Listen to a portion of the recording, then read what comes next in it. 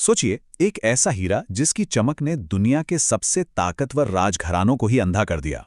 आज के इस ऐतिहासिक विश्लेषण में हम कोहिनूर की उसी आकर्षक लेकिन बेहद विनाशकारी विरासत की गहराई में जाने वाले हैं।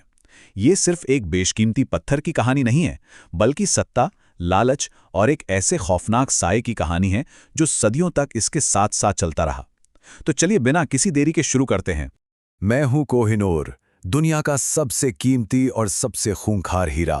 मेरे चमकते स्वरूप के पीछे एक ऐसा डरावना श्राप छिपा है जिसने महान साम्राज्यों को मिट्टी में मिला दिया। ऐतिहासिक ग्रंथों में कुछ ऐसा ही जिक्र मिलता है। बिल्कुल ऐसा लगता है जैसे ये पत्थर खुद अपनी खौफनाक दास्तान सुना रहा हो। अब ये कोई आम सुनी सुनाई बात नहीं है। इसके पीछे एक पूरी डरावनी पृष्ठभूमि है जिसके ऐतिहासिक तथ्यों को आज हम निष्पक्ष रूप से समझने की कोशिश करेंगे। अब जरा इन दो नामों के बीच का अंतर देखिए। ये सचमुच रोंगटे खड़े कर देने वाला है।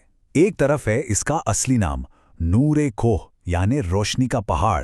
क्या शानदार नाम है ना, जो इसकी अद्भुत चमक और भव्यता को दिखाता है। लेकिन इतिहास के पन्नों ने इसे एक बिल्कुल अलग ही नाम दे दिया, मौत का पैगाम। और ऐसा इसलिए कहा गया क्योंकि इतिहास गवाह है, जहां जहां ये हीरा गया अपने साथ सिर्फ और सिर्फ तबाही लेकर आया। तो चलिए सबसे पहले इस श्राप की उन खास शर्तों को डिकोड करते हैं। जब इसे खदान से निकाला गया तो इसके साथ एक बड़ी ही खौफनाक चेतावनी जुड़ी थी। शर्त नंबर 1, जो भी पुरुष इस हीरे को पहनेगा वो पूरी दुनिया पर राज करेगा। सुनने में तो बहुत अच्छा लगता है, लेकिन दूसरी शर्त तुरंत यह साफ कर देती है कि उसी असीम ताकत के साथ उस इंसान का भीषण दुर्भाग्य भी शुरू हो जाएगा। और हाँ, सबसे दिलचस्प बात है इसका इकलौता अपवाद। इस श्राप के मुताबिक केवल कोई महिला या खुद भगवान ही इसे बिना किसी नुकसान के सुरक्षित रूप से पहन सकते हैं। आज की इस चर्चा में हम इन अहम पड़ावों से गुजरेंगे। सबसे पहले कोहिनूर का रहस्यमयी श्राप, फिर खिलजी और मुगलों का पतन, उसके बाद नादिर शाह की मौत, फिर ब्रिटिश ताज और साम्राज्य का पतन, और आखिर में हम देखेंगे कि यह सिर्फ एक श्राप है या महज एक इत्तेफाक। चलिए बढ़ते हैं हमारे पहले हिस्से की तरफ, कोहिनूर का रहस्यमयी श्राप और गोलकुंडा की खानों में इसका जन्म। हमारी ये ऐतिहासिक कहानी शुरू होती है भारत की मशहूर गोलकुंडा खदानों से, और यहाँ से प्राप्ति और बर्बादी का जो सिलसिला शुरू हुआ वो एकदम अचूक था। जरा सोचिए, जब अलाउद्दीन खिलजी ने दक्षिण भारत पर हमला करके इस पत्थर को हासिल किया तो वो सत्ता के एकदम शिखर पर पहुंच गया। लेकिन उसके तुरंत बाद क्या हुआ? खिलजी वंश का ऐसा भयानक पतन हुआ कि उनका नामो निशान तक मिटने की कगार पर आ गया। अब आते हैं हमारे दूसरे पड़ाव पर, खिलजी और मुगलों का पतन और महान साम्राज्यों की बर्बादी। खिलजी वंश तो खत्म हो गया, लेकिन इसके बाद भारतीय इतिहास के सबसे वैभवशाली शासकों का क्या हुआ? मुगल सम्राट शाहजहां का दुर्भाग्य इसका सबसे खौफनाक उदाहरण है। उन्होंने बड़ी शान से इस हीरे को अपने भव्य मयूर सिंहासन में जड़वाया, लेकिन बेहिसाब दौलत के शिखर पर बैठे शाहजहां को कुछ ही समय बाद उनके अपने ही बेटे औरंगजेब ने जिंदगी भर के लिए कैद कर लिया। बंदी रहते हुए उन्होंने अपने दूसरे बेटों की बेरहम हत्याएं देखीं, और बस यहीं से उस अजेय माने जाने वाले विशाल मुगल साम्राज्य के पतन की उल्टी गिनती शुरू हो गई। हमारा अगला विषय है नादिर शाह की मौत और उस ईरानी लुटेरे का खौफनाक अंजाम। कमजोर होते मुगलों के हाथ से ये हीरा तो छिन्ना ही था, और यहां हमें एक बहुत ही साफ पैटर्न बार बार दोहराता हुआ दिखता है। अपनों के ही हाथों अचानक और हिंसक धोखा। नादिर शाह ने दिल्ली में भारी कत्लेआम मचाया और मुगलों से हीरा लूट लिया, लेकिन कुछ ही समय बाद क्या हुआ? उसके अपने ही सबसे भरोसेमंद अंगरक्षकों ने उसकी हत्या कर दी।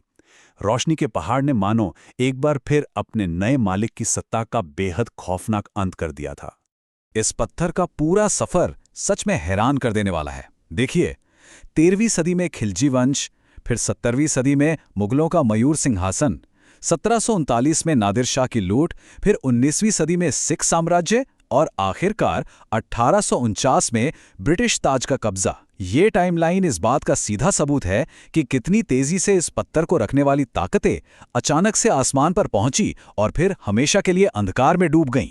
नादिर शाह और अफगानों के बाद ये श्रापित हीरा पंजाब के शेर महाराजा रणजीत सिंह के पास पहुंचा, लेकिन ये विशाल साम्राज्य भी इस खौफनाक साए से बच नहीं पाया।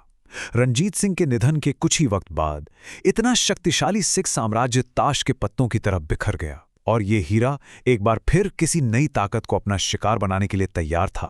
चलिए अब बात करते हैं ब्रिटिश ताज और साम्राज्य के पतन की और देखते हैं कि कैसे उन्होंने इस श्राप से बचने की नाकाम कोशिश की। सिक्कों के बाद ब्रिटिश ईस्ट इंडिया कंपनी ने इस पर कब्जा जमाया और यहाँ एक बहुत ही दिलचस्प चीज देखने को मिलती है। अंग्रेजों को उस श्राप के अपवाद के बारे में अच्छे से पता था कि केवल महिलाएं इसे सुरक्षित पहन सकती हैं। इसीलिए एक बड़ी ही चतुर रणनीति के तहत इसे कभी किसी राजा के मुकुट में नहीं लगाया गया। ये हमेशा सिर्फ महारानी के ताज का हिस्सा बना। लेकिन नतीजा क्या निकला? जिस ब्रिटिश साम्राज्य का सूरज कभी नहीं डूबता था, इस हीरे के आने के बाद वो वैश्विक साम्राज्य धीरे धीरे सिकुड़ता चला गया। दर्जनों देश उनके हाथों से निकलकर आजाद हो गए। सारी की सारी रणनीति बस धरी की धरी रह गई। अब आते हैं अपने आखिरी हिस्से पर।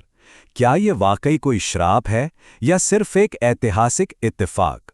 आइए इस विरासत का विश्लेषण करते हैं।